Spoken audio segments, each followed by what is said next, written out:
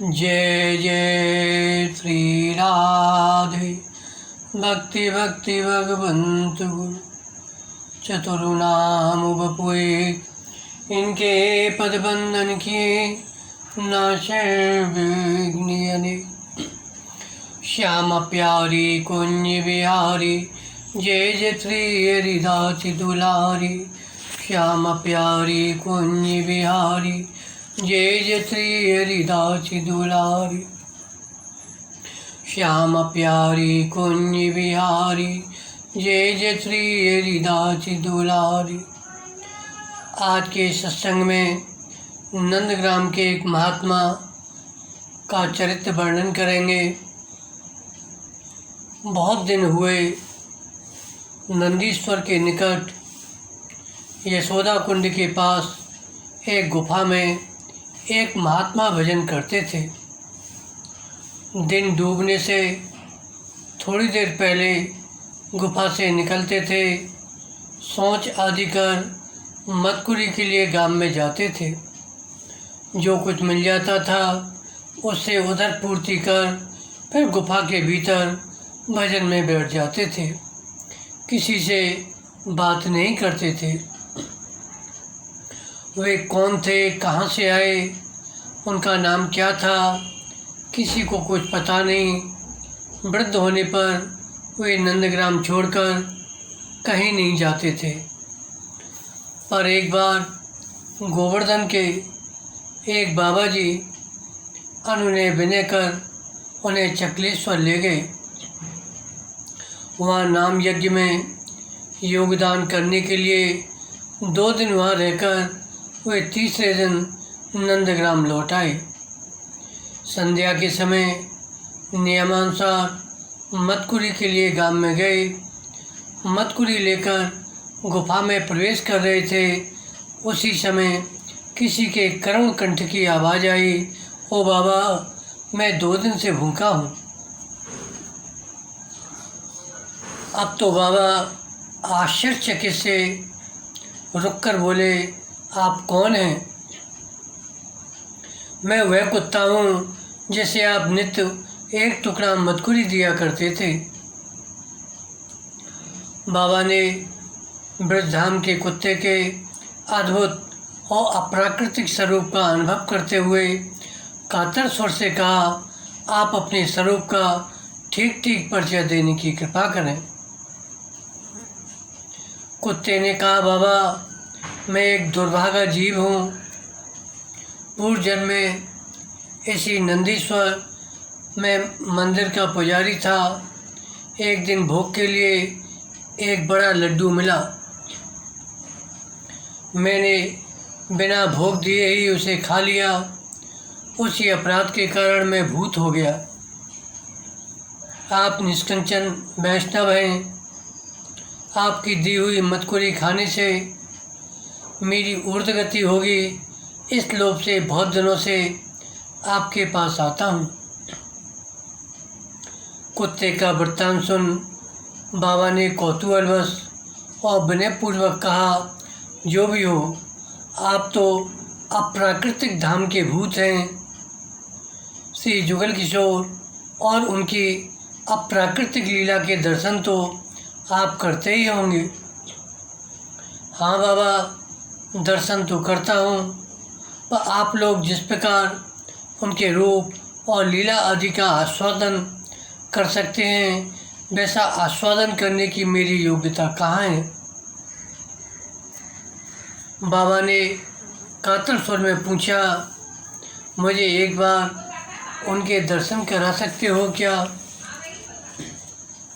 उत्तर मिला, नहीं, मुझ में वह योग्यता नहीं है। तो किस प्रकार उनके दर्शन किए जा सकते हैं, यह बता सकते हो? बाबा ने कातर हो विनयपूर्वक फिर पूछा। हाँ, बता सकता हूँ। देखिए, आप कल गोधूली के समय जब श्री कृष्ण गाय चरा कर लौटते हों, यशोदा कुंड के पास बैठे रहें। गऊओं के पीछे जो ग्वारिये आते दिखें, उनमें जो सबसे पीछे हों उन्हें ही समझ लीजिए वे गोपाल हैं। इतना कहकर वह कुत्ता रूपी भूत अंतर्ध्यान हो गया। बाबा को अब चैन कहाँ। रात जैसे तैसे काटी, कभी गाते कभी नाचते, कभी रो रो का अधीर होते। पाँव फटते ही यशोदा कुंड के निकट एक झाड़ी में जा बैठे। बेचैनी बढ़ती गई, मन में तरह तरह के संकल्प विकल्पों का संघर्ष चलता रहा। क्या सचमुच श्री कृष्ण मुझे दर्शन देकर कृतार्थ करेंगे? क्या मैं उनके दर्शन के योग्य हूँ? नहीं, मुझ जैसे कुटिल और पाखंडी व्यक्ति को भला वे दर्शन क्यों देने लगे? यह सोचकर वे कभी रोते, मूर्छित हो जाते, कभी सोचने लगते, यदि वे मुझ पर कृपा कर दें तो उनका बिगड़ता ही क्या है। वे करुणा के समुद्र हैं, पतित पावन हैं, अवश्य कृपा करेंगे। यह सोचकर वह एक अनर्वचनी आनंद समुद्र में डूबने और उतरने लगे। इसी उधेड़ वन में दोपहर बीत गई, तीसरा पहर बीत गया। सूर्य धीरे धीरे अस्ताचल की ओर जाने लगा। गोधूली की बेला आ पहुंची। वृक्षों के झरमुट के बीच गोधूली रंजित आकाश दृष्टिपथ पर उदय होने लगा। बाबा किसी प्रकार धैर्य धारण किए झाड़ी में बैठे रहे। गाय बछड़ों के रवाने का शब्द आकाश में गूंजने लगा। कुछ देर में उनके झुंड के झुंड सामने से निकलते दिखे। उनके पीछे एक दो कर ग्वालवाल अपनी अपनी गैयों को पृथक करते दिखे। सबके पीछे दिखा एक ग्वाल बालक, जिसका कृष्ण वर्ण था। हाथ में लखुटिया लिए अपने गाय बछड़ों को पृथक कर वह खंज गति से नंदग्राम की ओर जा रहा था। उसे देखते ही बाबा ने कूदते फांदते जाकर उसे साष्टांग दंडवत किया। उसके दोनों चरणों को अपनी भुजाओं में जकड़ते हुए माथा टेक दिया। भक्त तो भगवान दोनों एक दूसरे के स्पर्श से पुलकित हो उठे, पर भगवान स्वभावगत कपटता धारण करते हुए बोले, बाबा ऐसा क्यों कर रहे हैं? बाबा है कि ग्वारिया को प्रणाम कर रहे हैं? छोड़, जान दे मुझे, दया करो प्रभु। ऐसा कहकर बाबा फूट फूट कर रोने लगे। उनके अश्रुजल से भगवान के चरण भीग गए। हृदय कंठ से अस्पष्ट शब्दों में और न जाने वे क्या कहते रहे। भक्त की भाषा भगवान को समझते देर नहीं लगी। वे समझ गए, पर समझते हुए भी अनसमझे जैसे बोले, बाबा बाबरो है रोए, देख जान दे, देर है रही है, मैया मारेगी। बाबा ने चरण कस के पकड़ लिए।